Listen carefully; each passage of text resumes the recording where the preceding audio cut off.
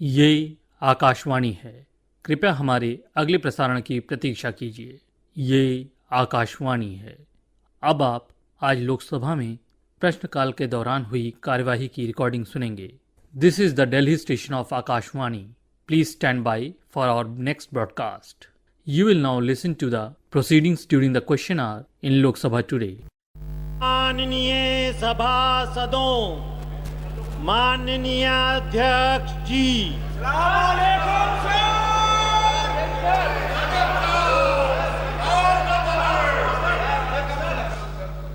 माननीय सदस्यगण, मुझे आपको सूचित करना है कि भारत की सुश्री दिव्या देशमुख ने जॉर्जिया के बातूमी शहर में आयोजित फिडे शतरंज महिला विश्व कप फाइनल में विजय हासिल की है।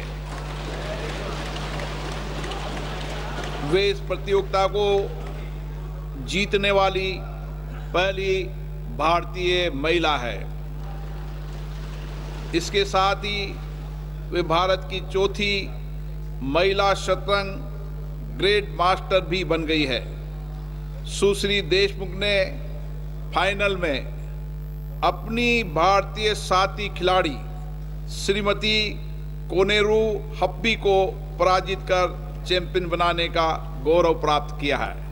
हमें खुशी है कि फाइनल में भी दोनों भारत की खिलाड़ी रहे। ये भारत के लिए बड़ा हर्ष का विषय है। पूरे विश्व ने देखा है कि इस विश्व स्तरीय प्रतियोगिता के फाइनल में पहुंचने वाली दोनों भारत खिलाड़ी का हम अभिनंदन करते हैं। इन दोनों भारतीय महिला खिलाड़ियों की इस उपलब्धि से पूरे देश में अपार खुशी और उमंग का वातावरण है। उनकी इस जीत ने सभी भारतीयों को, विशेष रूप से हमारे युवाओं को बहुत बड़ी प्रेरणा मिलेगी।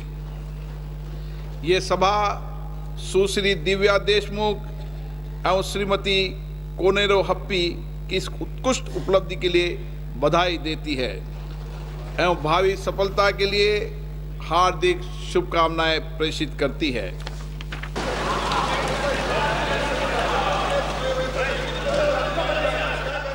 Question number 1 to 1 Shri Manickam Tagore. Sir, question number 1 to 1। प्रश्न संख्या 121। क्या कृषि और किसान कल्याण मंत्री ये बताने की कृपा करेंगे कि क कार्यान्वयनाधीन प्रमुख कृषि नीतियों और कार्यक्रमों का ब्यौरा और इनकी वर्तमान स्थिति क्या है, तथा किसानों को पर्याप्त सहायता प्रदान करने में कौन कौन सी मुख्य चुनौतियां हैं। ख किसानों को उनकी उपज का उचित बाजार मूल्य मिलना सुनिश्चित किए जाने के लिए मौजूद तंत्रों का ब्यौरा क्या है, और कृषि उत्पादों की बिक्री और विपणन को विनियमित करने या सुकर बनाने में सरकार की क्या भूमिका है। ग क्या मंत्रालय बीजों, उर्वरकों और उपकरणों जैसे आवश्यक कृषि आदानों की खरीद और वितरण करता है, और यदि हाँ तो तत्संबंधी ब्यौरा क्या है, और सभी किसानों के लिए समय पर और एक समान पहुंच सुनिश्चित करने के लिए क्या कदम उठाए जा रहे हैं।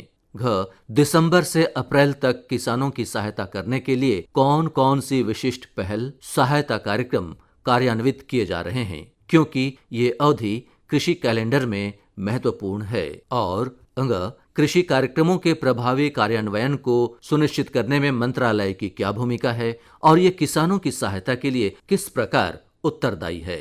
श्री शिवराज सिंह चौहान, कृषि और किसान कल्याण मंत्री।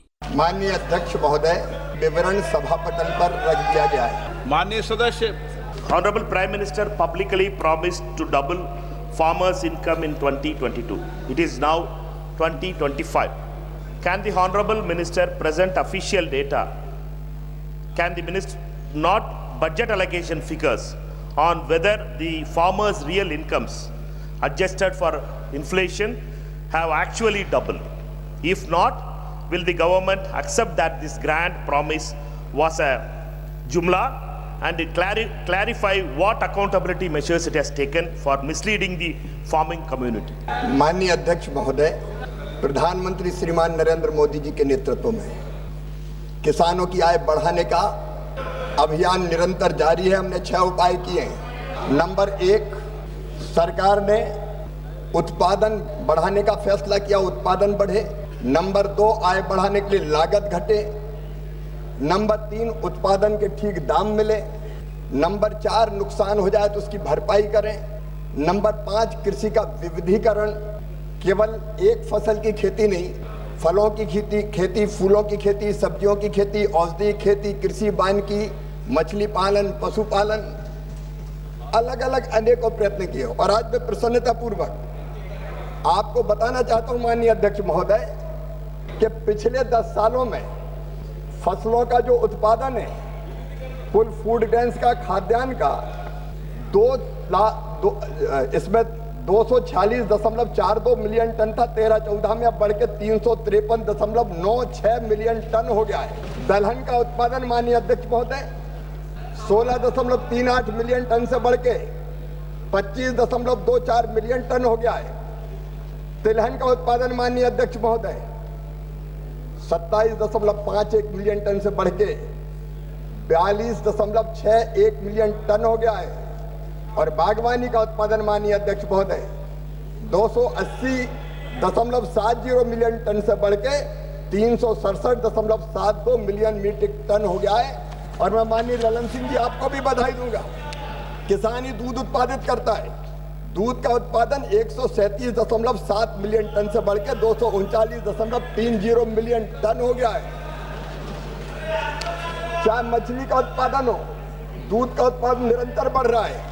और किसानों की आय का जहां तक सवाल है माननीय अध्यक्ष महोदय, मैं दावे के साथ कहता हूं कई किसानों की आय दुगनी से भी ज्यादा बढ़ी है। और हम जो उपाय कर रहे हैं माननीय अध्यक्ष महोदय, आपने बजट की बात कही माननीय सदस्य ने, अरे आपके समय में जब आप उस सरकार का हिस्सा थे यूपीए की, तब केवल 27,000 करोड़ बजट था। बजट है 1,27,000 करोड़ रुपया। माननीय अध्यक्ष महोदय, ये एनडीए की सरकार में निवेदन करना चाहता हूं, किसान सम्मान निधि पहले तो कभी नहीं थी। माननीय अध्यक्ष महोदय 10 करोड़ किसानों को किसान सम्मान निधि से लाभान्वित किया जा रहा है। और मुझे गर्व है, मोदी है तो मुमकिन है, लगभग 2 लाख करोड़ रुपया उर्वरकों पर सब्सिडी देने का काम कर रही है। तो मोदी सरकार कर रही है। जब यूपीए की सरकार थी माननीय अध्यक्ष महोदय, तब केसीसी पर जो केसीसी और बाकी संस्थागत लोन मिलता था, वो लोन मिलता था केवल 7 लाख करोड़। आज वो लोन मिल रहा है 25 लाख करोड़ रुपया माननीय अध्यक्ष महोदय।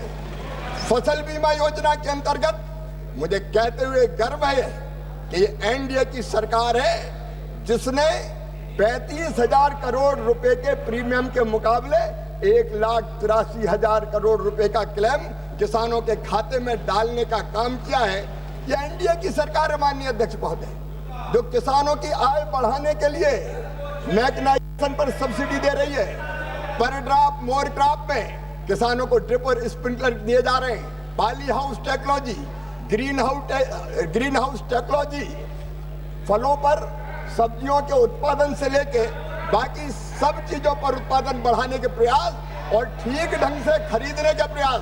माननीय अध्यक्ष महोदय, किसान की आय बढ़े, इसलिए इसी सरकार ने फैसला किया कि उत्पादन की लागत पे कम से कम 50% मुनाफा जोड़कर किसान को एमएसपी प्रदान की जाएगी। जब इनकी सरकार थी तो 50% उत्पादन की लागत पर जोड़ने से कैबिनेट की बैठक में इन्होंने इनकार कर दिया था कि ये बाजार को विकृत कर देगा। ये संभव नहीं है, ये इनका कहना था। और इसलिए मैं कह रहा हूं माननीय अध्यक्ष महोदय, एमएसपी पर रिकॉर्ड खरीदी हो रही है, नुकसान पर भरपाई की जा रही है। और यूरिया हो, डीएपी हो, बाकी उर्वरक हो, सब्सिडी पर उपलब्ध कराए जा रहे हैं। इससे किसानों की आय निरंतर बढ़ रही है माननीय अध्यक्ष महोदय। Thank you sir. मैं डबलिंग का बात किया था, बट इनकम डबलिंग का बारे में सीनियर मंत्री है और उनने दूसरा बात किया। कोई बात नहीं। सेकंड क्वेश्चन है सर मेरा। द रिप्लाई सेलिब्रेट्स पीएम किसान and other schemes, but the harsh truth is tenant farmers, sharecroppers and landless laborers, for whom leader of opposition Rahul Gandhi ji has been raising for many years, who form more than half the rural agricultural force and still excluded from the benefits. What is stopping the government from enacting a law or a scheme that recognizes cultivators without land titles, or is that the government only for land owning farmers? माननीय अध्यक्ष महोदय, कई योजनाएं उन किसानों के लिए चलाई जाती है जिनके पास लैंड होल्डिंग होती है। अलग अलग राज्य सरकारें, चूंकि कृषि राज्य का विषय है, माननीय विद्वान सदस्य ने पूछा है, जो टेनेंट फार्मर्स है उनके लिए अलग अलग योजनाएं चलाती हैं। लेकिन मैं ये भी बताना चाहता हूं कि केंद्र सरकार ने यह फैसला किया पिछले दिनों कि प्रधानमंत्री फसल बीमा योजना में अगर जिसके पास स्वामित्व है वो किसान, टेनेंट फार्मर को जो खेती कर रहा है लैंडलेस, उसको अगर अधिकृत कर देते हैं तो फसल बीमा योजना का लाभ उनको मिलता है। माननीय अध्यक्ष महोदय, एमएसपी की खरीद के लिए भी अगर लैंड होल्डिंग वाला किसान अधिकृत करे राज्य की अनुमति से तो उसको एमएसपी की खरीद भी की जाती है। एफपीओ में भी टेनेंट माननीय अध्यक्ष महोदय मेंबर बन सकता है। और मैं माननीय विद्वान सदस्य को बताना चाहता हूं कि पिछले दिनों जो हमारे टेनेंट फार्मर है और शेयर क्रॉपर है जो बटाई पर खेती लेते हैं, उनको प्रधानमंत्री फसल बीमा योजना में ऐसे लगभग टेनेंट और शेयर क्रॉपर दोनों मिलाकर, शेयर क्रॉपर 6,55,846 किसान थे, उनको लाभ दिया गया है, और टेनेंट 41,62,814 किसान थे, उनको लाभ दिया गया है। तो टेनेंट किसानों को भी कई योजनाओं का लाभ देने का प्रयत्न किया जा रहा है। Shri Suresh Kumar Shetkar. Sir, whether the government of India is following minimum support price fixation methodology recommended by Dr. M.S. Swaminathan? If so, what is the cost C3 and MSP based on it fixed for the year 2526? माननीय अध्यक्ष महोदय, मुझे बताते हुए प्रसन्नता है कि प्रधानमंत्री श्रीमान नरेंद्र मोदी जी के नेतृत्व वाली एनडीए की सरकार, जिसने सीधे फैसला किया कि उत्पादन की लागत पर 50% मुनाफा जोड़कर एमएसपी तय की जाएगी, और आज मुझे कहते हुए गर्व है कि 50% जोड़कर ही उत्पादन की लागत पर एमएसपी तय की जाती है, और व्यापक पैमाने पर एमएसपी पर फसलों की खरीद हो रही है। माननीय अध्यक्ष महोदय, मैं निवेदन करना चाहता हूं कि इससे पहले की जो सरकार थी, जब उसके पास मंत्रिमंडल की बैठक में, कैबिनेट में ये मामला गया था कि एमएसपी उत्पादन की लागत पर 50% बढ़ाकर तय की जाए, तो उधर की सरकार ने इनकार कर दिया था कि ये बाजार को विकृत कर देगा, ये संभव नहीं है। लेकिन मोदी जी की सरकार में हम एमएसपी पर 50 लागत पर 50% मुनाफा जोड़कर ही एमएसपी तय कर रहे हैं और खरीदने का काम भी कर रहे हैं। एक बात बताओ माननीय सदस्य, प्लीज माननीय सदस्य, एक मिनट। मैंने मणिकम टेगोर जी को 2 प्रश्न पूछने का मौका दिया, फिर भी बैठे बैठे टिप्पणी करते हैं। जयप्रकाश जी की तो आदत ही बैठे बैठे टिप्पणी करने की है। आप सीनियर मेंबर ऑफ पार्लियामेंट हो, प्रश्नकाल में शोभा नहीं देता आपका। श्रीमती महिमा कुमारी। धन्यवाद अध्यक्ष महोदय। बिचौलिया किसान और बाजार के बीच में मध्यस्थ की भूमिका निभाते हैं। हालांकि वो किसानों की फसल बेचने में मदद करते हैं, लेकिन अक्सर मुनाफे का बड़ा हिस्सा वो खुद रख लेते हैं, जिससे किसानों की कमाई बहुत कम हो जाती है। इससे किसानों की सौदेबाजी की शक्ति भी कम हो जाती है। किसानों को सीधे बाजार पहुंच या सहकारी समितियों के माध्यम से बिचौलियों पर निर्भरता कम कर उचित मूल्य दिलवाया जा सकता है। किसानों की बिचौलियों पर निर्भरता कम करने और उन्हें सीधे बाजार पहुंच या सरकार समर्थित मंचों के माध्यम से उचित मूल्य दिलाने के लिए क्या कदम उठाए जा रहे हैं? बहुत धन्यवाद। माननीय अध्यक्ष महोदय, मैं माननीय किसान हितैषी सदस्य महिमा जी को ये बताना चाहता हूँ कि सरकार ने एमएसपी पर खरीद का प्रावधान इसलिए किया कि राज्य सरकार की जो नामित एजेंसी है उसके माध्यम से किसान की फसल खरीदी जा सके, और एमएसपी पर रिकॉर्ड खरीदी हो रही है। माननीय अध्यक्ष महोदय, केवल इतने ही नहीं, दलहन और तिलहन की खरीद के लिए भी पीएम आशा करके एक योजना बनाई गई है। तुअर, मसूर और उड़द ये 100% खरीदी जाएगी एमएसपी पर, ये फैसला सरकार ने किया है। और बाकी भी जो फसलें दलहन की हो, तिलहन की हो, उसकी भी खरीदने की उचित व्यवस्था की गई है। और इसलिए हम लगातार ये प्रयत्न कर रहे हैं कि बिचौलिए सफल ना हो पाए, किसानों को एमएसपी का जो रेट तय है वो रेट ठीक ढंग से मिल जाए। श्री लालजी वर्मा। माननीय अध्यक्ष जी, मैं माननीय मंत्री जी से आपके माध्यम से जानना चाहता हूं कि हर बार ये कहा जाता कि हम किसान की आमदनी दूनी कर रहे हैं, लेकिन दूना तभी होगा जब उसका जो लागत मूल है उसका प्रॉफिट मिल सके। विभिन्न कृषि विश्वविद्यालयों में और कृषि फार्मों पर मैं आपके माध्यम से जानना चाहता हूं कि जो लागत मूल्य आती है, क्या उसको आधार मानकर माननीय मंत्री जी 50% उस पर मुनाफा देते हुए कृषि एमएसपी लागू तय करने का निर्णय करेंगे? और साथ ही साथ फर्टिलाइजर की, यूरिया की इस समय कमी है, मान्यवर हर जगह यूरिया की बड़े पैमाने पर कमी है, हम लोगों के जिले में ब्लैक मार्केटिंग हो रही है, तो क्या इस यूरिया की किल्लत को दूर करने का प्रयास करेंगे? फर्टिलाइजर मिनिस्टर जवाब देंगे। माननीय अध्यक्ष महोदय, मैंने पहले भी निवेदन किया, मैं फिर दोहराता हूं कि ये CSCP राज्य सरकारों से चर्चा करती है। उत्पादन की जो विभिन्न लागतें होती है, चाहे वो लगने वाला मजदूरी हो, जो इनपुट डालते हैं कृषि में उन इनपुट की कीमत हो, मशीन की कीमत हो, बाकी खर्चे हो, सबको जोड़ के जो लागत निकालती है वो CSCP के माध्यम से उस पर 50% मुनाफा देकर MSP तय की जाती है। माननीय अध्यक्ष महोदय, अगर आप देखें से धान की MSP 2013-14 में 1310 थी, अब बढ़ के 2369 हो गई। बाजरा 1250 से 2775 MSP हो गई। रागी की 1500 रुपये से बढ़ा के 4886 रुपया MSP कर दी गई। मक्के की 1310 से बढ़ा के 2400 रुपया MSP कर दी गई। तुअर की 4300 से बढ़ा के 8000 रुपया MSP कर दी गई। मूंग की 4500 से बढ़ा के 8768 रुपया MSP कर दी गई। उड़द की 4300 से बढ़ा के 7800 कर दी गई।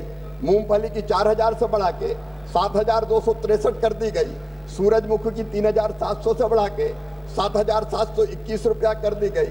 सोयाबीन की 2560 से बढ़ा के 5328 रुपया कर दी गई। तिल की 4500 से बढ़ा के 9846 रुपया कर दी गई। राम तिल की 3500 रुपया से बढ़ा के 9537 रुपया कर दी गई। कपास की 3700 से बढ़ा के 7710 रुपया कर दी गई। ये दुगनी तो की है माननीय अध्यक्ष महोदय, MSP भी दुगनी की है, खरीद भी कई गुना ज्यादा की है। जब वर्मा जी को मैं बताना चाहता हूँ, जब UPA की सरकार होती थी तो केवल 10 साल में 6 लाख मीट्रिक टन उन्होंने दलहन खरीदी थी। हमने 1,82 लाख मीट्रिक टन खरीद के दिखाई है। तो हम MSP भी बढ़ा रहे हैं, हम खरीद भी रहे हैं, हम किसान सम्मान निधि भी दे रहे हैं, हम KCC पर सस्ता ब्याज भी दे रहे हैं, हम विभिन्न योजनाएं चला रहे हैं। तो किसानों की आय दुगनी तो कर रहे हैं माननीय अध्यक्ष महोदय। Question number 122 doctor Sambit Patra. प्रश्न संख्या 122। प्रश्न संख्या 122। क्या गृह मंत्री ये बताने की कृपा करेंगे कि सरदार वल्लभ भाई पटेल राष्ट्रीय पुलिस अकादमी हैदराबाद में किन किन देशों के प्रशिक्षु अधिकारियों को प्रशिक्षण दिया जा रहा है? क्या उक्त अकादमी ने विदेशों में भारतीय प्रशिक्षकों अनुदेशकों को प्रशिक्षण प्रदान करने के लिए कोई कार्य योजना तैयार की है, और यदि हाँ तो तत्संबंधी ब्यौरा क्या है? क्या उक्त अकादमी ने आधुनिक युग में अपराध के बदलते स्वरूप को देखते हुए अपने पाठ्यक्रम और प्रशिक्षण प्रणाली का उन्नयन करने के लिए कोई कार्य योजना तैयार की है, और यदि हाँ तो तत्संबंधी ब्यौरा क्या है? और क्या उक्त अकादमी ने भारत और विदेश में बढ़ते साइबर अपराध की रोकथाम और नियंत्रण के उद्देश्य से अंतर्राष्ट्रीय स्तर पर सहयोग बढ़ाने के लिए अन्य देशों के साथ किसी समझौता ज्ञापन पर हस्ताक्षर किए हैं, और यदि हाँ तो तत्संबंधी ब्यौरा क्या है? माननीय श्री नित्यानंद राय, गृह राज्य मंत्री। उत्तर सभा पटल पर रखा गया। माननीय सदस्य। माननीय अध्यक्ष जी, आपने मुझे प्रश्नकाल में एक पूरक प्रश्न पूछने की अनुमति प्रदान की, इसलिए मैं आपका हृदय से आभार व्यक्त करता हूं।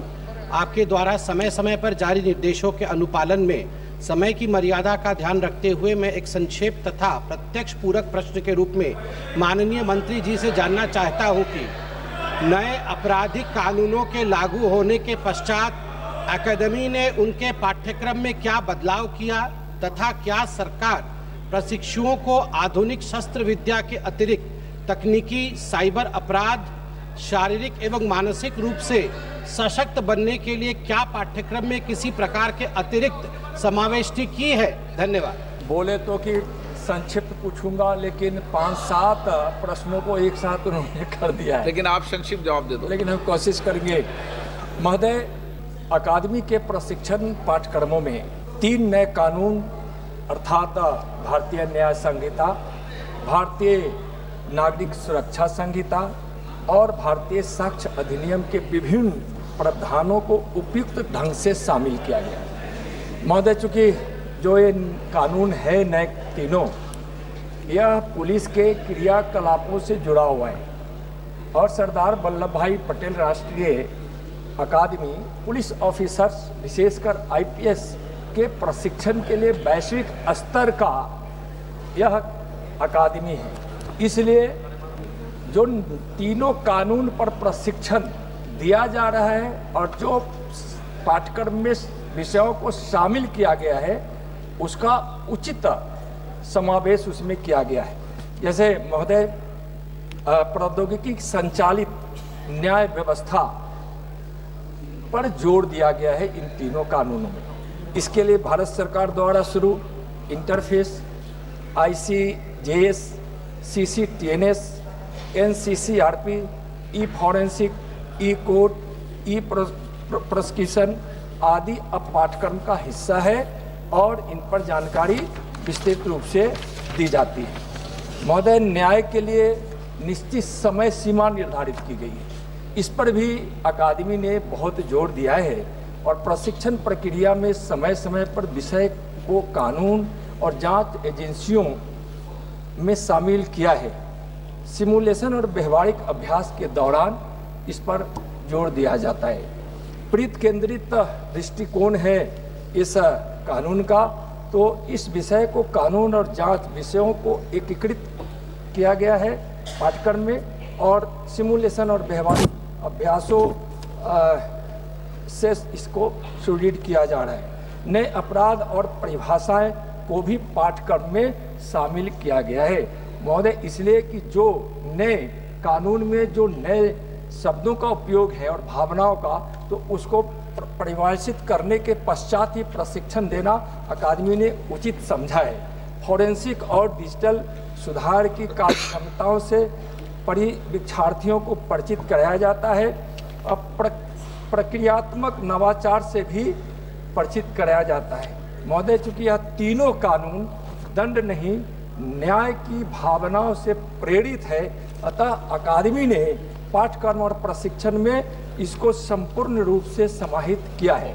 महोदय, कुछ उन्होंने कई प्रश्न किया है, उसमें उन्होंने कहा कि नए हथियारों, आप जानते हैं कि माननीय मोदी जी की सरकार सेना को भी सशक्त तो की ही है, साथ साथ राज्यों के पुलिस और पैरामिलिट्री फोर्स को भी सशक्त करने के लिए नए नए हथियारों का यहाँ निर्माण भी किया है और जरूरत पड़ने पर हम उसको उपलब्ध भी कराते हैं। मनोवैज्ञानिक स्तर से हमारे पुलिस बल शारीरिक रूप से भी स्वस्थ रहें, इसके लिए आप जानते हैं कि योग का प्रचलन चला है और हम उसको अपने क्रियाकलापों के साथ साथ व्यवहारिक आदतों में भी हम कुछ ऐसे चीज़ों का समावेश कराते हैं जिसके तहत हम उसके मानसिक और शारीरिक स्वास्थ्य पर पूरा ख्याल रखकर उसको हम समन्वय करते हैं और इसका बहुत लाभ मिला। संबित पात्रा जी। महोदय, मैं अपने दूसरे पूरक प्रश्न के रूप में आपके माध्यम से माननीय मंत्री जी से जानना चाहता हूं कि अपराध के बदलते परिदृश्य और दृष्टिगत रखते हुए तथा नई चुनौतियों के आलोक में अकादमी किसी प्रकार से प्रौद्योगिकी, इलेक्ट्रॉनिक साक्ष्य और फॉरेंसिक साइंस का उपयोग कर रही है क्या? धन्यवाद। महोदय, निश्चित रूप से अपराध के स्वभाव में परिवर्तन आया है। नई चुनौतियां भी अपराधियों द्वारा खड़ी की जाती है, लेकिन मैं विश्वास दिलाना चाहता हूं सदन को कि चुनौतियां चाहे जो भी रूप लेकर आए, मोदी सरकार उस समस्याओं के समाधान के लिए कारगर कदम उठाती है। महोदय, जहां प्रौद्योगिकी का सवाल है, ड्रोन, कृत्रिम जांच, डार्क वेब निगरानी, नवीनतम फॉरेंसिक उपकरण और तकनीकी का इस्तेमाल हो रहा है। प्रशिक्षण प्रदान करने हेतु इसके लिए डिजिटल कक्षाएं, KMS, ई-लाइब्रेरी, LMS, शिक्षार्थी प्रबंधन प्रणाली, इंटरैक्टिव टूल जैसे डिजिटल वीडियो लाइब्रेरी, प्रशिक्षण सामग्री तैयार करने के लिए AI टूल, फिटनेस सुधार की निगरानी के लिए आउटडोर डैशबोर्ड और स्मार्ट वॉच ई सामग्री का उपयोग हो रहा है। महोदय, इलेक्ट्रॉनिक साक्ष्य के संबंध में जो उन्होंने बताया है कि क्या उसका हम उपयोग करते हैं, तो कानून को न्याय संगत बनाने के लिए साक्ष्य सबसे बड़ा आधारित होता है और जो न्याय का आधार बनता है वह इसमें बहुत ही उपयोगी होता है। ब्लॉकचेन और क्रिप्टो जांच, डिजिटल फॉरेंसिक, NIC द्वारा विकसित ई साक्ष्य मॉड्यूल का उपयोग हो रहा है। भारत सरकार द्वारा विकसित एप्स, ई कोर्ट, ई फॉरेंसिक, ई कारावास का भी उपयोग हो रहा है। डिजिटल भुगतान धोखाधड़ी की जांच, सोशल मीडिया फर्जी पहचान, deep fake, Honey trapping, digital गिरफ्तारी जांच और साक्ष्य संग्रह के लिए उपकरण और उसके तरीकों को भी पाठ्यक्रम में शामिल कर उसको उस रूप में प्रशिक्षित दिया जा रहा है। जांच में CCTV फुटेज का उपयोग, सोशल मीडिया का भी महोदय इसमें जांच हो रहा है।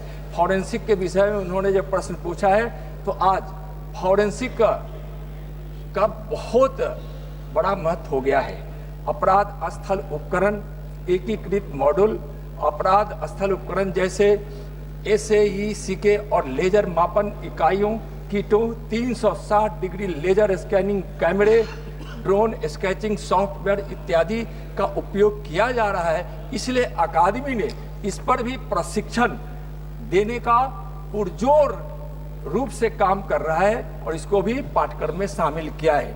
एकीकृत मॉड्यूल का भी इसका काफ़ी लाभ मिल रहा है महोदय। बायोमेट्रिक प्रशिक्षण जैसे AFIS CC फुटेज के माध्यम से चेहरे की पहचान, रेटिना स्कैन, चाल विश्लेषण, यह भी फॉरेंसिक का एक बड़ा पार्ट है। इसको भी पाठ्यक्रम में शामिल अकादमी ने किया है। विशिष्ट फॉरेंसिक मॉड्यूल, उन्नत साक्ष्य प्रबंधन और इंटरैक्टिव प्रणाली में व्यवहारिक अभ्यास, अपराध स्थल पहुंच, घायल या मृत पीड़ितों को उचित देखभाल, प्रतिक्रिया, व्यवस्थित खोज, भौतिक साक्ष्यों को संभालना और फॉरेंसिक फोटोग्राफी के माध्यम से घटना स्थल का दस्तावेजीकरण पर व्यवहारिक प्रशिक्षण अकादमी ने प्रारंभ किया है। Thank you, Speaker sir. See, because of the increasing unemployment and the highest prices of gold and property, and also the advancement of science and technology, the crime rate is higher day by day.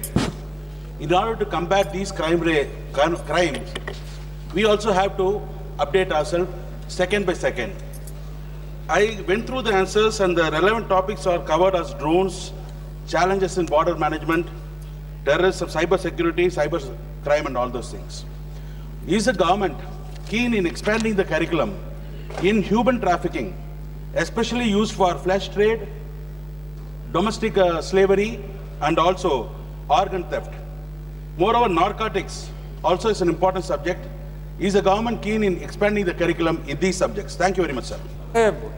उत्तर जो प्रश्न था, मूल प्रश्न, उसके उत्तर में इन सब बातों को रखा गया है। लेकिन जो भी अपराध का प्रकार महोदय बता रहे हैं, चाहे जिस प्रकार से किसी भी स्वभाव का अपराध हो, उसके लिए मैं पहले ही बता चुका हूँ कि विभिन्न अपराधों के लिए विभिन्न प्रक्रियाओं से हम उस पर पूरी तरह से लगाम लगाने का हम प्रयास करते हैं। और जो भी समस्याएं, जिस अपराध के रूप को लेकर कोई अपराधी आता है, हम उसी हिसाब से उस पर कार्रवाई करते हैं। और I4C से लेकर आप अभी अपना जो CCTNS है, यह एक ऐसा प्लेटफॉर्म बना है जिस प्लेटफॉर्म के माध्यम से जिस प्रकार के अपराधों की पहचान करनी हो या फिर उस अपराधों पे कार्रवाई कानून के हिसाब से करनी हो, तो हम उसका पूरा ख्याल रखते हैं। ह्यूमन ट्रैफिकिंग का एक मॉड्यूल है, एनजीओ के साथ इसको हम समन्वय करके इसको हम करते हैं। और ह्यूमन ट्रैफिकिंग पर आज यह निश्चित रूप से कहा जा सकता है कि जिस प्रकार से हम सीमाओं को चौकस किए हैं, कानून का जितना उपयोग कर हम पुलिस को ह्यूमन ट्रैफिकिंग के लिए या भारत सरकार की सभी एजेंसियों को जरूरत पड़ने पर उस पर हम लगाते हैं, तो आज ह्यूमन ट्रैफिकिंग में काफी कमी आई है। आज हम यह दावे के साथ हैं। क्वेश्चन नंबर 1, 2, 3 माननीय श्री ईश्वर स्वामी के। प्रश्न संख्या 123। क्या सामाजिक न्याय और अधिकारिता मंत्री ये बताने की कृपा करेंगे कि क्या सरकार को तमिलनाडु में विभिन्न समाज कल्याण योजनाओं के लिए कोई प्रस्ताव प्राप्त हुए हैं, और यदि हाँ तो तत्संबंधी ब्यौरा क्या है, और ग्रामीण और शहरी गरीबों के लाभार्थ उक्त प्रस्तावों को स्वीकृत प्रदान करने के लिए उठाए गए कदमों का ब्यौरा क्या है। माननीय मंत्री महोदय। डॉक्टर वीरेंद्र कुमार, सामाजिक न्याय एवं अधिकारिता मंत्री। उत्तर सभापति पर दिया गया है। माननीय ऑनरेबल मेंबर। நன்றி பேரவைத் தலைவர் அவர்களே, 2022ஆம் ஆண்டு ராஜ்யசபாவில் அளிக்கப்பட்ட பதிலில் 2019-21ஆம் ஆண்டுகளுக்கு இடையில் அபாயகரமான தொழிலில் ஈடுபட்டுள்ள பெற்றோர் அல்லது பாதுகாவலர்களின் குழந்தைகளுக்கான மெட்ரிக் முன்னுதவித்தொகை திட்டத்திற்கு தமிழ்நாடு எந்த நிதியும் பெறவில்லை என்று அமைச்சகம் கூறியது. இந்த திட்டம் எஸ்சி மாணவர்களுக்கான மெட்ரிக் முன்னுதவித்தொகை திட்டத்துடன் இணைக்கப்பட்டு எஸ்சி மற்றும் பிறருக்கான மெட்ரிக் முன்னுதவித்தொகை திட்டமாக மாறியது. 2024ஆம் ஆண்டு மக்களவையில் ஒரு கேள்விக்கு அளித்த பதிலில் புதிய இணைக்கப்பட்ட திட்டத்திற்கான நிதி மற்றும் பயனாளிகளின் எண்ணிக்கையின் புள்ளி விவரங்கள் மாறிவிட்டன. அதன் அடிப்படையில் இந்த இரண்டு திட்டங்களும் இணைக்கப்பட்டதற்கான காரணங்கள் என்ன மற்றும் இந்த புதிய திட்டம் அபாயகரமான அல்லது தூய்மையற்ற தொழில்களில் ஈடுபட்டுள்ள பெற்றோர் மற்றும் பாதுகாவலரின் குழந்தைகளுக்கு பொருந்துமா மற்றும் அதன் விவரங்கள் என்ன? மேலும் அபாயகரமான தொழில்களில் ஈடுபட்டுள்ள பெற்றோர் அல்லது பாதுகாவலரின் குழந்தைகளுக்கு மெட்ரிக் முன்னுதவித்தொகை திட்டத்தை அறிமுகப்படுத்த ஏதேனும் திட்டமிடப்பட்டுள்ளதா? அப்படியானால் அதன் விவரங்கள் மற்றும் இல்லை என்றால் அதற்கான காரணங்கள் என்ன என்பதை அறிய விரும்புகிறேன். माननीय अध्यक्ष महोदय जी, माननीय सदस्य के द्वारा जो प्रश्न उठाया गया है, खतरनाक कार्यों में लगे हुए जो श्रमिक हैं उनके बच्चों के लिए छात्रावास के बारे में, योजना के बारे में, उनकी छात्रवृत्ति के बारे में, सरकार ऐसे सारे बच्चों के लिए और इसके साथ ही साथ कोविड काल के दौरान जिन बच्चों के माता या पिता का निधन हो गया था, दोनों का हो गया, दोनों में से किसी एक का हो गया, ऐसे बच्चों के लिए भी कोविड के दौरान जिन्होंने अपने माता पिता को खोया था, उन बच्चों को शिक्षा निरंतर रूप से जारी रखने के लिए प्रधानमंत्री चिल्ड्रन केयर फंड प्रारंभ किया गया। और जो पोस्ट मैट्रिक प्री मैट्रिक छात्रवृत्ति की चर्चा माननीय सदस्य के द्वारा की गई है, वो अनुसूचित जाति के सभी छात्रों को दी जाती है। इसके साथ ही साथ ओबीसी के छात्रों को भी दी जाती है। टीएनटी ईबीसी के छात्रों को भी, ऐसे गरीब परिवार के बच्चों को, उनको भी छात्रवृत्ति प्रदान किया जाने का प्रावधान किया गया है। और तमिलनाडु में अनुसूचित जाति के जो छात्र हैं उनके लिए पोस्ट मैट्रिक में 21-22 से 24-25 तक 26,57,123 छात्रों के लिए 2,899.8 करोड़ रुपया दिया गया। प्री मैट्रिक छात्रवृत्ति में 2022-23 से 24-25 तक 10,40,619 छात्रों के लिए 219.42 करोड़ रुपया दिया गया। इसी तरह से पीएम यशस्वी योजना में हमारे ओबीसी ईबीसी डीएनटी के छात्रों के लिए प्री मैट्रिक छात्रवृत्ति योजना से तमिलनाडु राज्य में 2021 से 25-26 तक 151 करोड़ 57,32,000 रुपये की राशि 21.89 लाख छात्रों को प्रदान की गई। और पोस्ट मैट्रिक योजना में 1920-21 से 1925-26 तक 637.30 करोड़ रुपये की राशि 20.62 लाख छात्रों को प्रदान की गई। Honorable member supplementary. மாண்புமிகு பேரவைத் தலைவர் அவர்களே, தகவல் அறிவு உரிமைச் சட்டத்தின் கீழ் தாக்கல் செய்யப்பட்ட விண்ணப்பத்திற்கு அமைச்சகம் அளித்த பதிலின்படி பிரதான் மந்திரி ஆதர்ஷ் கிராம் யோஜனா திட்டத்தின் கீழ் தமிழகத்திற்கு இன்னும் ரூபாய் 184.23 கோடி நிதி கிடைக்கவில்லை. கூடுதலாக 2020-21 ஆண்டில் இந்த திட்டத்தின் கீழ் மாநிலத்திற்கு எந்த நிதியும் கிடைக்கவில்லை. இதன் அடிப்படையில் தமிழ்நாட்டுக்கு தனக்கு ஒதுக்கப்பட்ட முழு தொகையும் பெறவில்லை என்பது ஒன்றிய அரசுக்கு தெரியுமா? அப்படியானால் இதற்கான காரணங்கள் மற்றும் இதை நிவர்த்தி செய்ய எடுக்கப்பட்ட நடவடிக்கைகள் பற்றிய விவரங்களை அறிய விரும்புகிறேன். மேலும் ஒன்றிய அரசு 25-26 ஆண்டில் 4 புதிய NGOக்களுக்கு முதியோர் இல்லம் அமைக்கவும் அதை முறைப்படி பராமரிக்கவும் அனுமதி அளித்துள்ளது. இந்த ஆண்டு இதற்காக எவ்வளவு தொகை ஒன்றிய அரசு அளித்துள்ளது? அந்த 4 NGOக்களின் பெயர் என்ன? அது எங்கு அமைய இருக்கின்றது என்பதை அறிய விரும்புகிறேன். நன்றி. माननीय अध्यक्ष महोदय जी, तमिलनाडु राज्य में प्रधानमंत्री आदर्श ग्राम के संबंध में माननीय सदस्य के द्वारा जो प्रश्न उठाया गया है, तमिलनाडु राज्य की कुल जनसंख्या 7,21,47,030 है, जिसमें से अनुसूचित जाति की संख्या 1,44,38,445 है, जो कुल जनसंख्या का 20.1% है। और तमिलनाडु देश के उन 5 टॉप राज्यों में से है जहां पर प्रधानमंत्री आदर्श ग्राम योजना के अंतर्गत पूर्णतः राशि उठाई गई है। मैं माननीय सदस्य को अवगत कराना चाहता हूं कि प्रधानमंत्री आदर्श ग्राम योजना में तमिलनाडु में 2021-22 से अब तक आदर्श ग्राम घटक के अंतर्गत 555.70 करोड़ रुपए की राशि जारी की गई और तमिलनाडु में 2918 गांव में से 2915 गांव आदर्श ग्राम घोषित किए गए। वहां पर 6,821 कार्य किए गए और 32.81 लाख की आबादी लाभान्वित हुई है। उन्होंने जो 4 NGO के संबंध में प्रश्न उठाया है, वो 4 NGO की सूची और स्थानों के बारे में उनको अवगत करा दिया जाएगा। प्रधानमंत्री आदर्श ग्राम योजना में अनुदान सहायता के अंतर्गत 2021 से 2022 तक कृषि मृदा संरक्षण, खाद्य संस्करण, पशुपालन आदि योजनाओं के लिए तमिलनाडु सरकार को 358.44 करोड़ रुपए की राशि जारी की गई और इससे 22,700 लाभार्थी लाभान्वित हुए हैं। छात्रावास घटक में इसी में आदर्श ग्राम योजना में 2021-22 से अब तक तमिलनाडु में 4.88 करोड़ रुपए जारी किए गए। 4 छात्रावास स्वीकृत हुए और 300 छात्रों को आवासीय सुविधा प्राप्त हो रही है। श्री आलोक कुमार सुमन। धन्यवाद अध्यक्ष महोदय। तमिलनाडु राज्य में अनुसूचित जाति एवं पिछड़े वर्ग के व्यक्तियों को अधिकरण के क्षेत्र में सशक्त बनाने के लिए वेंचर कैपिटल फंड से किस तरह की मदद दी जा रही है? तमिलनाडु का पूछ रहे हो, बिहार का पूछ रहे हो आप? सर, अनुसूचित जाति एवं पिछड़े वर्गों से संबंधित है, जो पूरे देश की बात है।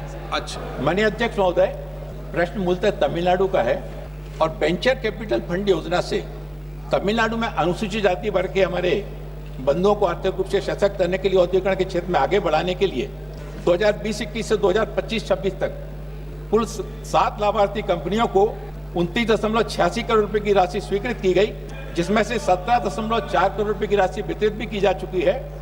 और असीम के अंतर्गत तमिलनाडु राज्य में 2020-21 से 2025-26 तक 6 लाभार्थी कंपनियों को 1.8 करोड़ रुपए की राशि स्वीकृत की गई, जिसमें से 0.36 करोड़ की राशि वितरित भी की गई है। और वेंचर कैपिटल फंड BC के अंतर्गत वेंचर कैपिटल फंड OBC के लिए तमिलनाडु राज्य में 2020-21 से 2025-26 तक 1 लाभार्थी कंपनी को 6.89 करोड़ रुपए की राशि स्वीकृत की गई, जिसमें से 5.13 करोड़ रुपए की राशि वितरित भी की जा चुकी है। श्री चंद्रशेखर जी। धन्यवाद अध्यक्ष जी, आपने मुझे इस महत्वपूर्ण प्रश्न पर अनुपूरक प्रश्न पूछने का अवसर दिया।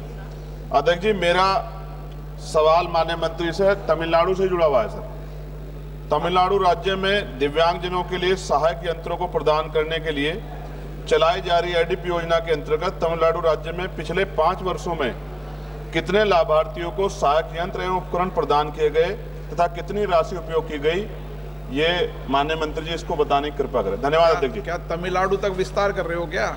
सर, पूरे देश में ही करेंगे। धन्यवाद। धन्यवाद अध्यक्ष महोदय जी। आज सदन के अंदर एक भारत श्रेष्ठ भारत का दृश्य यहाँ पर दिखाई दे रहा है। प्रश्न तमिलनाडु का है, लेकिन उसके संबंध में सप्लीमेंट्री माने बिहार के सदस्य के द्वारा, उत्तर प्रदेश के माने चंद्रशेखर जी के द्वारा, ये देश के प्रधानमंत्री आदरणीय नरेंद्र मोदी जी की उस परिकल्पना को साकार होता हुआ मैं यहाँ देख रहा हूँ कि जिस भावना को लेकर माननीय सदस्य ने तमिलनाडु में सामाजिक कल्याण के संबंध में प्रश्न उठाया, माननीय प्रधानमंत्री जी के नेतृत्व में काशी तमिल संगमम की जो शुरुआत की गई थी, ये तमिल की संस्कृति को काशी की संस्कृति से जोड़ने की जो ऐतिहासिक पहल हुई थी, ये सामाजिक समरसता का सर्वव्यापी, सर्वस्पर्शी और सार्वभौमिकता का ये सबसे बड़ा प्रत्यक्ष उदाहरण है कि आज हमारे तमिलनाडु के प्रश्न पर हमारे बाकी राज्यों के भी माननीय सदस्यों के द्वारा उसमें सहभागिता जोड़ी जा रही है। और माननीय अध्यक्ष महोदय जी, जिस सदन के अंदर हम और आप बैठे हुए हैं, इस सदन का जब भूमि पूजन का कार्यक्रम हुआ, इस सदन के जब लोकार्पण का कार्यक्रम किया गया, उस कार्यक्रम में भी तमिलनाडु से संत यहाँ पर आए थे और उन संतों की गरिमा में उपस्थिति में इस भवन का भूमि पूजन भी हुआ था और लोकार्पण का कार्यक्रम भी हुआ था। माननीय अध्यक्ष महोदय जी, मैं तो माननीय सदस्य को धन्यवाद करना चाहता हूँ। हम तो सामाजिक समरसता के उस भाव को लेकर चल रहे हैं जो तिरुवल्लुवर संत जी को उतने ही सम्मान के साथ में केवल तमिलनाडु में नहीं, पूरे देश में उनके द्वारा रचित पुस्तकों के बारे में अध्ययन पूरे देश की जनता करती है। ये एक भारत श्रेष्ठ भारत की उस परिकल्पना को साकार करने का सबसे बड़ा प्रत्यक्ष उदाहरण है। माननीय चंद्रशेखर जी ने जो प्रश्न किया, तमिलनाडु राज्य में पिछले 5 वर्षों में एडिप योजना से कितने दिव्यांगजनों के लिए सहायक उपकरणों का वितरण हुआ, उससे कितने लाभार्थी लाभान्वित हुए, कितनी राशि दी गई। दिव्यांगजन सशक्तिकरण विभाग के द्वारा दिव्यांगजनों को सशक्त करने के लिए एडिप योजना के अंतर्गत जो सहायक उपकरण उपलब्ध कराए जाते हैं, उनको टिकाऊ परिष्कृत और वैज्ञानिक तरीके से यंत्र उनको उपलब्ध कराए जाते हैं, जिससे वो अपनी दैनंदिन गतिविधियां ठीक ढंग से कर सकें। उनके दिव्यांगताओं को प्रभाव को कम करके, उनकी क्षमता को बढ़ा करके, उनके अंदर स्वाभिमान का भाव जागृत करने के लिए यह योजना प्रारंभ की गई। और तमिलनाडु राज्य में 2020-21 से 2025-26 तक दौरान 376 शिविरों का आयोजन किया गया और इन शिविरों के माध्यम से 45.68 करोड़ रुपए की लागत से 57,773 लाभार्थियों को सहायक उपकरण प्रदान किए गए। ये 2021 में 50 शिविर आयोजित किए गए, जिसमें 8,407 लाभार्थी इसमें लाभान्वित हुए। हनुमान जी, आप जवाब दीजिए। 2021-22 में 50 शिविर आयोजित किए गए, 22-23 में 71, 23-24 में 86, 24-25 में 54 और 2025-26 तक अब तक 21 शिविर आयोजित किए जा चुके हैं। इन शिविरों के माध्यम से 376 शिविरों के माध्यम से 57,773 लाभार्थी लाभान्वित हुए और 45,68 लाख की राशि से इन सबको लाभ प्रदान किया गया। इसके साथ ही साथ राष्ट्रीय वयोश्री योजना के माध्यम से भी हमारे ऐसे सीनियर वरिष्ठ नागरिक जो 60 वर्ष की आयु पूरे कर चुके हैं और गरीबी रेखा की सूची के नीचे रहते हैं, इनके लिए भी उनकी शारीरिक दुर्बलताओं को दूर करने के लिए सहायक उपकरण निःशुल्क प्रदान किए जाते हैं। इस योजना के अंतर्गत पिछले 5 सालों में 1.14 करोड़ रुपए की लागत से 1559 वरिष्ठ नागरिकों को 4,753 सहायक उपकरण प्रदान किए गए, जिनमें कैंप और वॉक इन सेंटर से भी वितरण हुआ है। Question number 124 124 Shrimati Kanimozhi Karunanidhi. Thank you sir. Sir, question number 124। प्रश्न संख्या 124।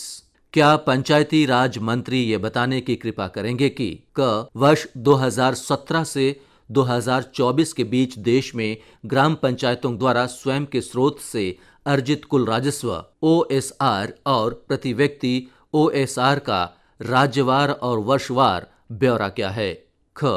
प्रति व्यक्ति उच्चतम और निम्नतम OSR वाले राज्यों को दर्शाने वाले OSR संबंधी राज्यवार आंकड़े क्या हैं और इन असमानताओं के लिए कौन कौन से कारक उत्तरदायी हैं? क्या सरकार ने OSR के अर्जन में पंचायतों को पेश आ रही चुनौतियों जैसे OSR नियमों की कमी अथवा प्रशासनिक बाधाओं की पहचान की है, और यदि हाँ तो तत्संबंधी ब्यौरा क्या है?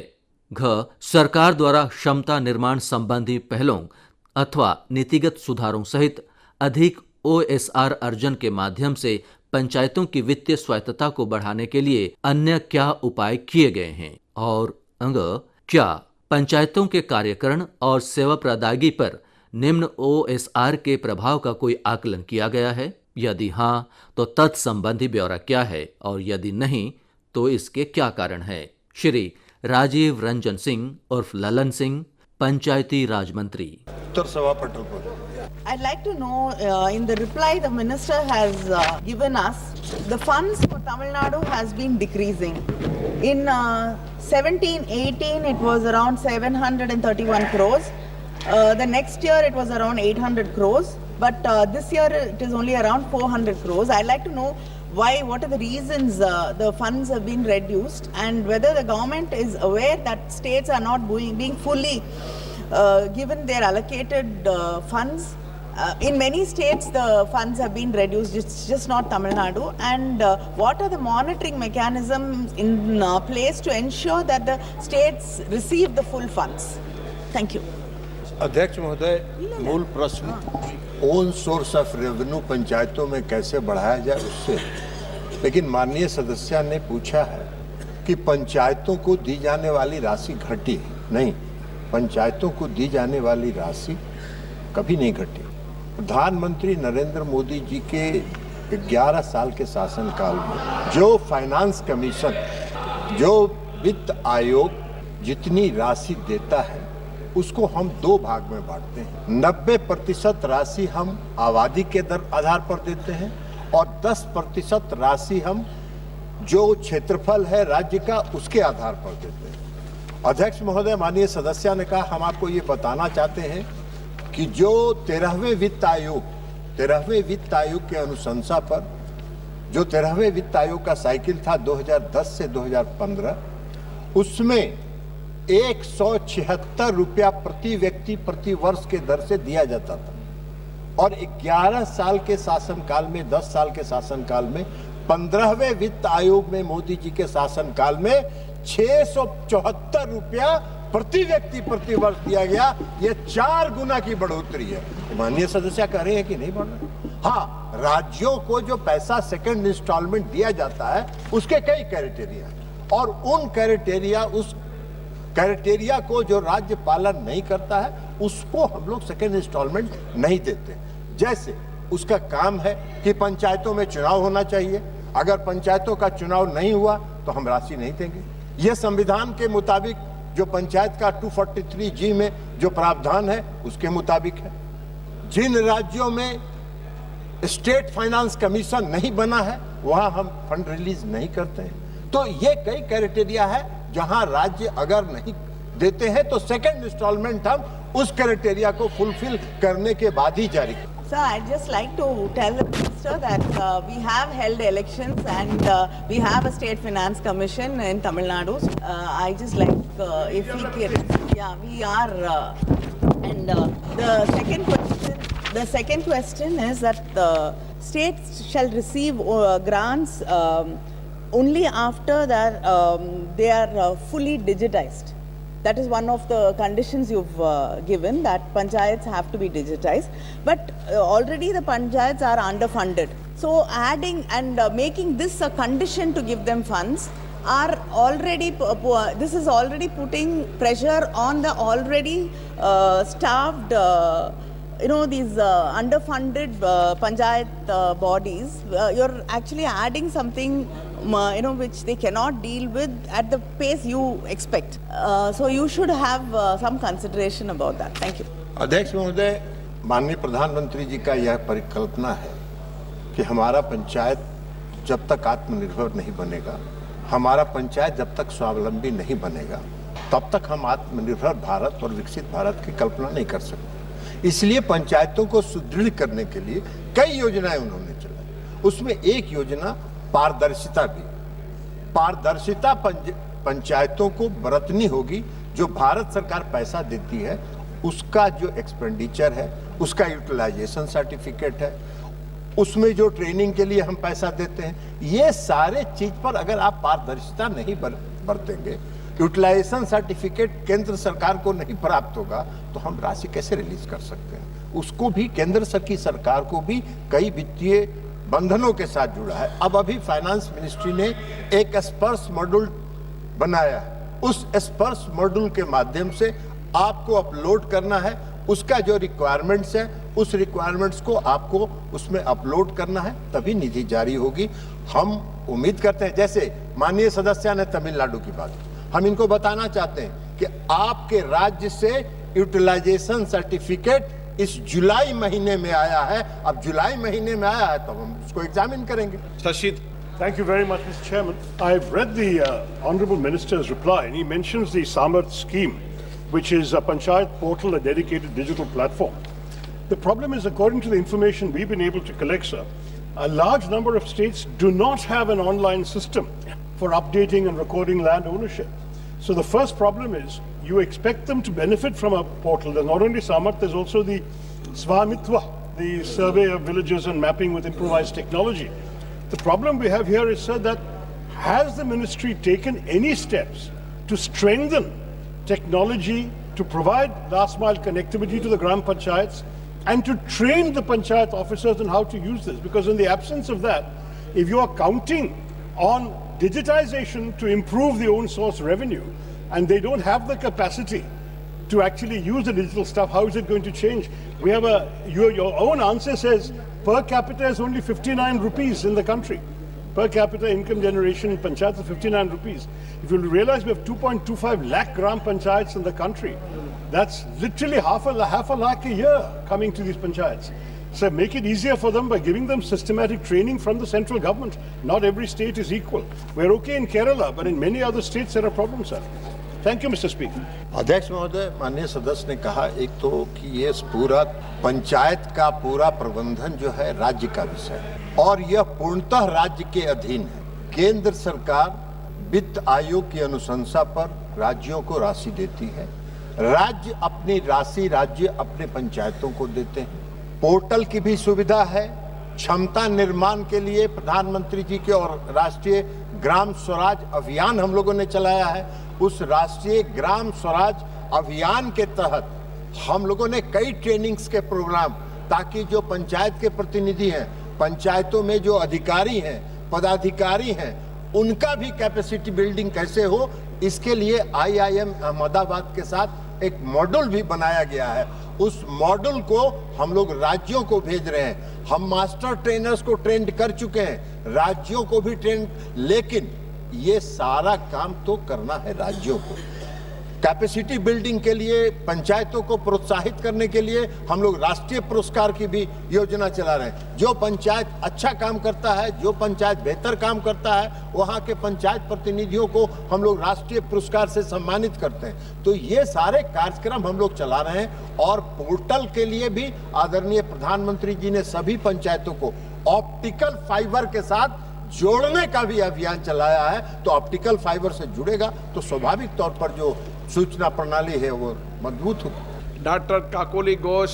नमस्कार अध्यक्ष মহাশয়, আমাকে প্রশ্ন উত্থাপন করার জন্য আমি মাননীয় মন্ত্রীর কাছে জানতে চাইছি যে ওনার বক্তব্য অনুযায়ী যে কোনো রাজ্যে সঠিকভাবে নির্বাচিত পঞ্চায়েতের বিভিন্ন এলাকার গরিব মানুষ যারা পশ্চিম বাংলায় আছে তাদের সঠিকভাবে ইউটিলাইজেশন সার্টিফিকেট দেওয়া সত্ত্বেও এবং এখান থেকে 64 বার পর্যবেক্ষক দল গিয়ে সঠিক জবাব পাওয়া সত্ত্বেও সেই পঞ্চায়েতের গরিব মানুষদের প্রায় 7000 কোটি টাকা কেন কেন্দ্রীয় সরকার পশ্চিমবঙ্গকে দিচ্ছে না? अध्यक्ष महोदय, यह विषय हमारे पंचायत से संबंधित नहीं है, यह विषय माननीय शिवराज जी के मंत्रालय से संबंधित है। लेकिन बंगाल एक विशेष तौर का राज्य, जहां कोई कायदा कानून नहीं चलता है, वहां सिर्फ बंगाल का कायदा कानून चलता है। आप जरा देश का कायदा कानून वहां चलाइए, बंगाल को भी लाभ मिलेगा। प्रधानमंत्री मोदी जी बंगाल को भी इस देश का अंग मान के चलते हैं।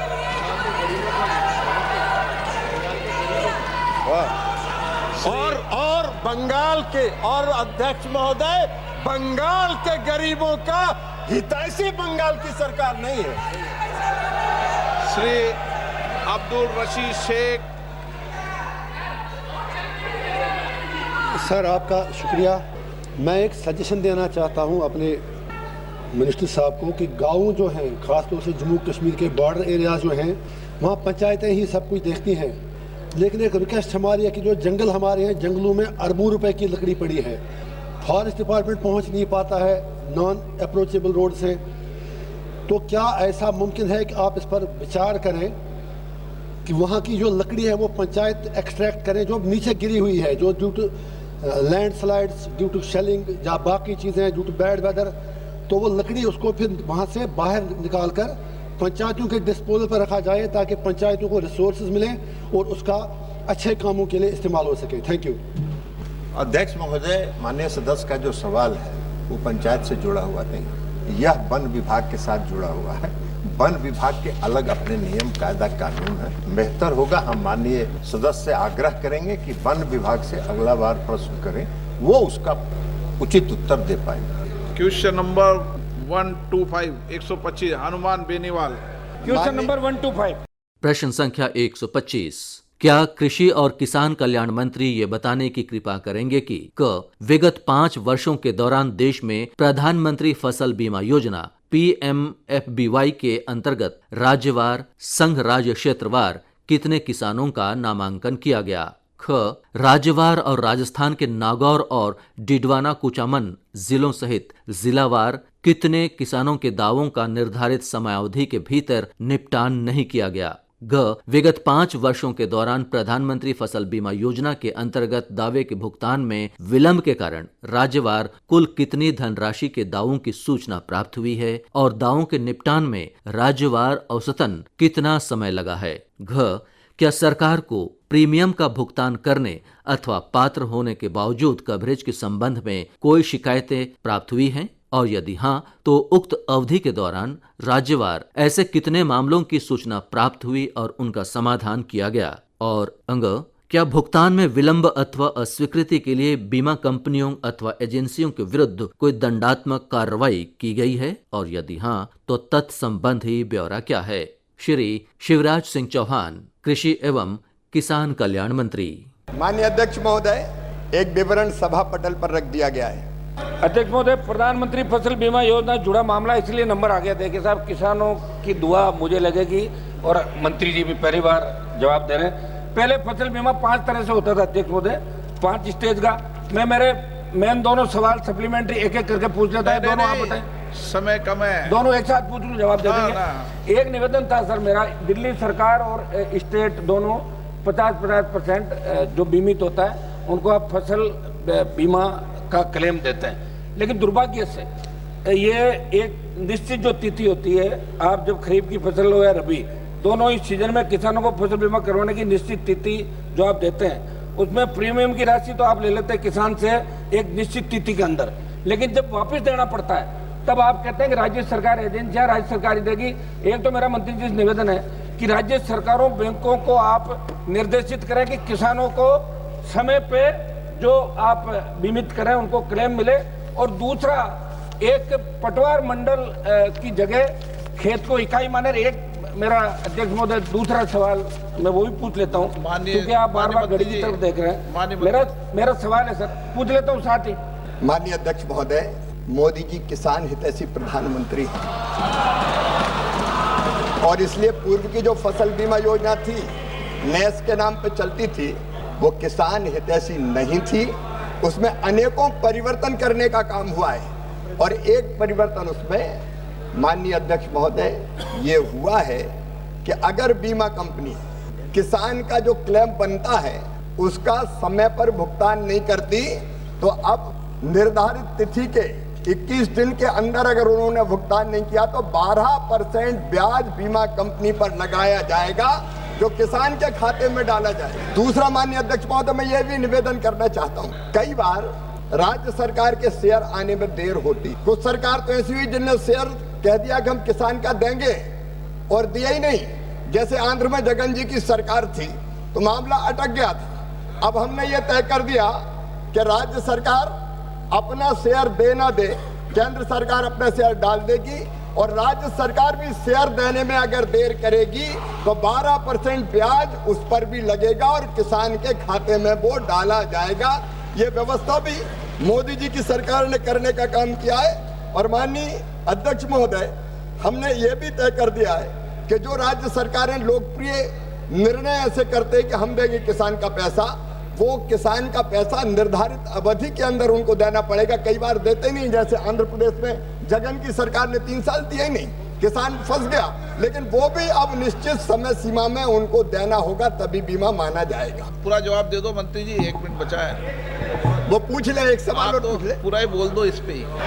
क्या पूछिए आप उनको डायरेक्शन देते, आप क्या पूछना है आप पूछ ले, मैं दे दूंगा। सेकंड सप्लीमेंट्री अध्यक्ष महोदय, मेरा किसानों का मामला सर, आप भी राजस्थान से आते हैं। अध्यक्ष महोदय, मैं मंत्री जी से ये जानना चाहता हूँ कि बीमा कंपनी ने सर्वेयर काफी कम संख्या में लगा रखे हैं और बिना सर्वेयर के अगर कहीं फसल खराब हो जाती है, पटवारी वगैरह कर देते हैं, तो कह रहे सर्वेयर के अनुपस्थिति में हुआ, तो ये आदेश फरमाएं बिना, या तो सर्वेयर पूरे लगाए, आप गांव जहाँ जहाँ स्थिति बहुत कम संख्या के अंदर सर्वेयर है, तो इसको आप क्लियर करें सर। माननीय अध्यक्ष महोदय, ये मोदी जी की सरकार है। अब हमने सर्वेयर क्रॉप कटिंग एक्सपेरिमेंट उनकी उपस्थिति में होता था, दिक्कत आती थी। अब इस सरकार ने यस ट्रैक प्रणाली अपनाने का फैसला किया है। सैटेलाइट आधारित रिमोट सेंसिंग के माध्यम से हम फसल का आकलन करेंगे। कोई आदमी बीच में नहीं होगा जो क्रॉप कटिंग एक्सपेरिमेंट में गड़बड़ कर देता था। अब डिजिटली हम फसल की क्षति का आकलन करेंगे और उसके आधार पर पूरा का पूरा भरपाई किसान की फसल बीमा योजना के अंतर्गत किया जाएगा। जरूरत पड़ेगी तो राज्य सरकारों से, जब तक, क्योंकि कई राज्य सरकारों ने व्यवस्था लागू कर दी है, जहाँ जरूरत पड़ेगी वह सर्वेयर बढ़ाने का भी कहेंगे। धन्यवाद। प्रश्नकाल समाप्त। अभी आप आज लोकसभा में प्रश्नकाल के दौरान हुई कार्यवाही की रिकॉर्डिंग सुन रहे थे। You were listening to the proceedings during the question hour in Lok Sabha today. This broadcast came to you from Delhi station of Akashvani.